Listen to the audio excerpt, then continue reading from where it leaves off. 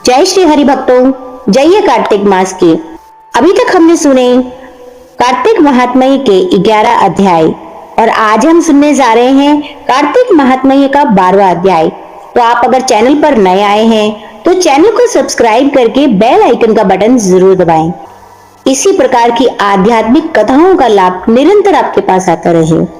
तो बस शुरू करते हैं कार्तिक महात्म्य का 12वां अध्याय। इसके बाद आप चैनल पर जाकर धनतेरस की पौराणिक कथा का लाभ भी ले सकते हैं और इसी के साथ आज का शुभ मुहूर्त धनतेरस के दिन किए जाने वाले छोटे छोटे उपायों और पूजा विधि को भी जानने के लिए हमारे चैनल पर अलग से एक वीडियो आप देख सकते हैं। तो चलिए शुरुआत करते हैं कार्तिक महात्म्य से। बोलिए कार्तिक माता की जय, श्री हरि विष्णु की जय। श्री नारद जी ने कहा, तब जलंधर को अपनी खोज में आते देख कर इंद्र आदि देवता भयभीत होकर वहां से भी भाग निकले। भागकर वह वैकुंठ में भगवान विष्णु के पास पहुंचे। फिर देवताओं ने अपनी रक्षा के लिए उनकी स्तुति की और देवताओं की उस दिन की वाणी को सुनकर करुणा सागर भगवान विष्णु ने उनसे कहा, देवताओं तुम भय को त्याग दो, युद्ध में मैं शीघ्र ही उस जलंधर को देखूंगा। ऐसा कहने के साथ ही भगवान गरुड़ पर जा बैठे।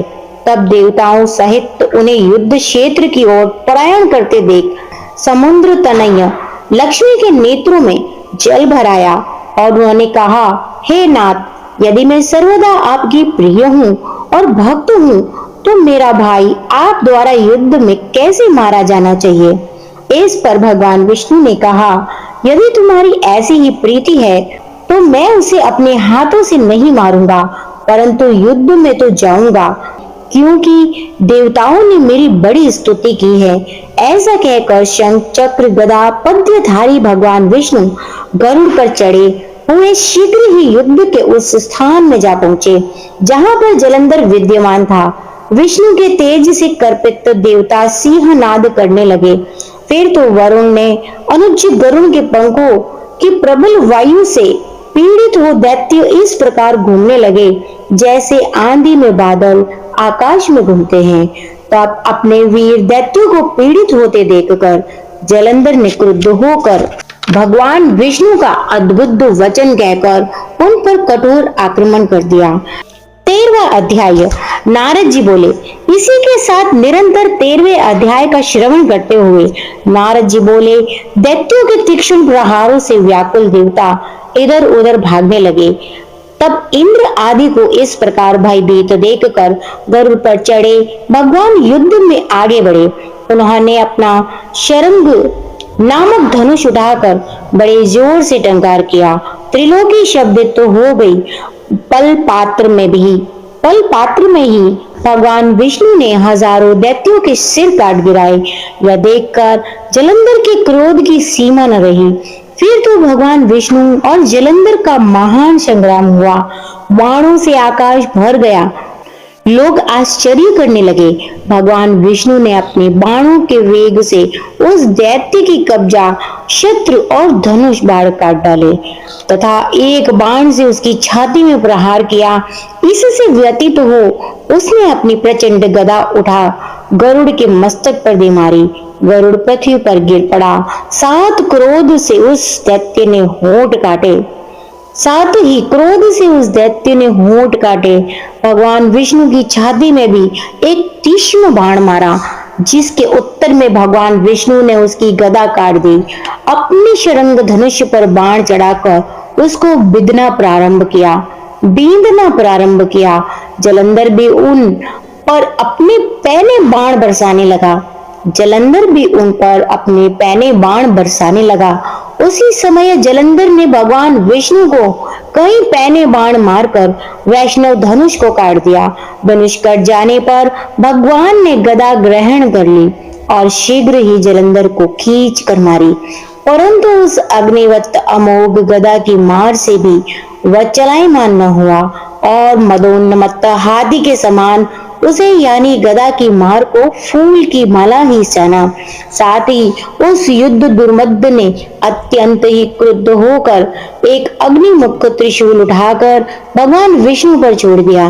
भगवान विष्णु ने शिव के चरणों का स्मरण कर नंदक नामक त्रिशूल से उसके त्रिशूल को छेद दिया। जलंधर ने झटक कर भगवान विष्णु की छाती में एक मुष्टिक मारा। उसके उत्तर में भगवान विष्णु ने भी उसकी छाती पर अपनी मुष्टिका का प्रहार किया। फिर दोनों घुटने टेक कर मुष्टिकों से बाहु युद्ध करने लगे। कितनी ही देर तक भगवान विष्णु उसके साथ युद्ध करते रहे। वह कुछ श्रमित से हो गए। तब सर्वश्रेष्ठ मायावी भगवान उस दैत्यराज के से मेघवाणी में बोले, हे रण दुर्मद दैत्य श्रेष्ठ, तू धन्य है जो इस महायुद्ध में इतने बड़े बड़े आयुधों से भी भयभीत न हुआ। तेरे इस युद्ध से मैं बड़ा प्रसन्न हूँ। तू जो चाहे मांग, मैं अदेय वस्तु भी आज तुझको दे दूंगा। भगवान विष्णु आज तुझको दे दूंगा। भगवान विष्णु की ऐसी वाणी सुनकर जलंधर ने कहा, हे भावुक, यदि आप मुझ पर प्रसन्न हैं तो यह वर दीजिए कि आप मेरी बहन के साथ तथा अपने सारे कुटुंबियों सहित मेरे घर पर निवास करेंगे। नारद जी कहते हैं, उसके ऐसे वचन सुनकर भगवान विष्णु को खेद हुआ। भगवान विष्णु को खेद तो हुआ, किंतु उसी क्षण उन देवेश ने तथास्तु कह दिया। अब भगवान विष्णु सब देवताओं के साथ जलंधरपुर में जाके निवास करने लगे। जलंधर अपनी बहन लक्ष्मी और देवता सहित भगवान विष्णु को वहां पाकर बड़ा प्रसन्न हुआ। फिर तो देवताओं के पास जो रत्न आदि थे उनके स्थानों पर दैत्यों को स्थापित कर जलंधर पृथ्वी पर आया। निशुंभ को पाताल में स्थापित कर दिया और देव दानव यक्ष गंधर्व सर्प राक्षस मनुष्य आदि सबको अपना वशवृत्ति बनाकर त्रिभुवन पर शासन करने लगा। उसने धर्मानुसार सुपुत्रों के समान प्रजा का पालन किया और उसके धर्मराज में सभी सुखी थे। तो यहाँ पर यह 13वां अध्याय भी समाप्त होता है। इसी के साथ बोलिए कार्तिक माता की जय, श्री हरि विष्णु की जय। कमेंट में जय कार्तिक माता अवश्य लिखें। और आज धनत्रयोदशी के दिन हमें कौन सा शुभ कार्य करना चाहिए, किस शुभ मुहूर्त में पूजा करनी चाहिए, दीप दान कहाँ करना है, किस दिशा में करना है, इसके अलावा हमें आज के दिन कौन सी खरीदारी करना शुभ रहता है और ऐसे कौन से 5 छोटे छोटे उपाय हैं जिनके करने से महालक्ष्मी हमारे घर में स्थायी निवास करती है और कौन सी गलतियां हमें इस दिन नहीं करनी है।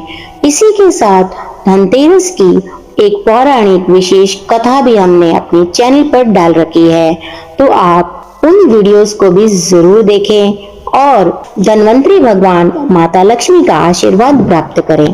कमेंट में जय श्री हरि अवश्य लिखें। किसी और विषय पर जानकारी चाहते हैं तो हमें कमेंट में बताएं, हम आपके लिए उस पर भी एक वीडियो लाएंगे। इसी के साथ मिलते हैं हमारे अगले अध्याय में। चैनल को यदि अभी तक आपने सब्सक्राइब नहीं किया है तो सब्सक्राइब कर लीजिए हमारे चैनल को आध्यात्मिक कथाओं और जानकारियों का लाभ लेने के लिए। जय श्री हरि, जय कार्तिक माता।